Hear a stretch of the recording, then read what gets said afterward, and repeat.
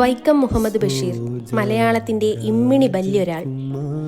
ഭാഷയിൽ നർമ്മത്തിൻ്റെ മേമ്പൊടി ചേർത്ത് ലളിതസുന്ദരമായ ആഖ്യാന ശൈലിയിലൂടെ മലയാളിയുടെ ഹൃദയത്തിൽ നിരവധി ജീവസുറ്റ കഥാപാത്രങ്ങളെ സന്നിവേശിപ്പിച്ച അതുല്യ കഥാകാരൻ വൈക്കം മുഹമ്മദ് ബഷീറിന്റെ ചരമദിനത്തിൽ അദ്ദേഹത്തിന്റെ അനശ്വര കഥാപാത്രങ്ങളെ നിങ്ങൾക്ക് മുന്നിൽ പുനഃസൃഷ്ടിക്കുകയാണിവിടെ.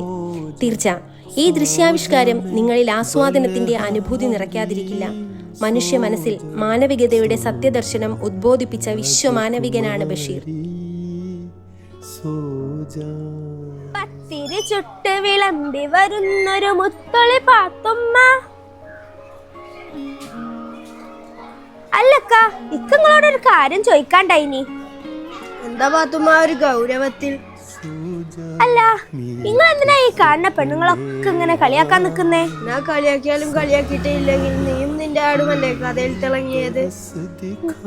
പത്തിരി ചുട്ട് ബഷീർക്ക, ഞാനാണ് നാരായണി. നിങ്ങൾ എനിക്ക് ഒരുപാട് ദുഃഖം തന്നു, അതുപോലെ വായനക്കാരിലും അതുണ്ട്. എങ്കിലും എന്റെ നാരായണി, നിന്റെ ശബ്ദം എന്നും അവർ ഓർക്കുന്നു.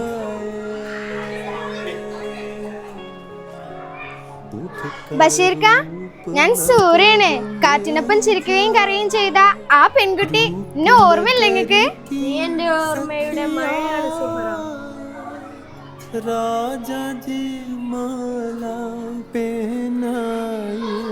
ഇത് ഞാനാണ് മജീദ്. ലോകം മുഴുവനും എന്നെ കോമാളിയാക്കി ചിരിച്ചപ്പോഴും ഒന്നും ചേർന്ന സ്നേഹത്തിന്റെ വലിയ ഒന്നാണെന്ന് അങ്ങ് എന്നിലൂടെ കാണിച്ചു. നന്ദി ബഷീർക്ക. അതുകൊണ്ടല്ലേ നീ ഒന്നും എല്ലാവരുടെയും മനസ്സിൽ നിലനിൽക്കുന്നത്.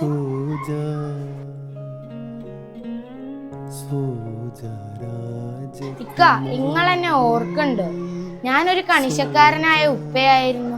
ഇക്കൊരു ചോദ്യം ചോദിക്കണമായിരുന്നു. എന്തിനാണ് എന്നെ മുത്തപ്പയുമായുള്ള യുദ്ധത്തിൽ തോൽപ്പിച്ചത്? എല്ലാം കാലോചിതമായിരുന്നു പോക്കാര.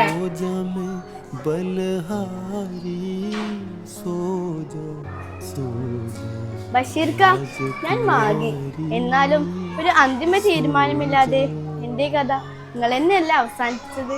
സ്ത്രീ എന്ന നിലയ്ക്ക് നീ ഒരു അനന്തതയാണ്. അതിനന്തിയില്ല മാഗിയെ.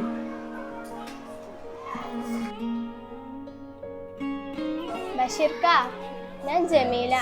എന്നെ മറന്നോ? എല്ലാവർക്കും ഉള്ള പോലെ ഒരു പൂതി എനിക്ക് ഉണ്ടായിരുന്നുള്ളൂ. എന്നാലും ഒരു ഓറഞ്ച് തന്ന് നിങ്ങൾ തന്നെയല്ലേ എന്നെ പൊട്ടിയാക്കിയത്. ആഗ്രഹിച്ചത് കിട്ടിയില്ലെങ്കിലും കിട്ടിയത് കൊണ്ട് തൃപ്തിപ്പെടുക എന്ന പാഠം നിന്നിലൂടെ വരുത്താനാണ് ഞാൻ ശ്രമിച്ചത്. ബഷീർക്ക, ചക്കരയുടെയും പൈസയുടെയും പിന്നെ മോഹത്തിന്റെയും ഓളം പെട്ടുപോയ അബ്ദുവാണ് ഞാൻ. എനിക്കൊരു ചോദ്യം, അവസാനിക്ക് സന്തോഷമൊന്നും തന്നില്ലല്ലോ. അബ്ദു, ജീവിതമാകുമ്പോൾ ചിരിയും ദുഃഖവും ഒക്കെ വേണം.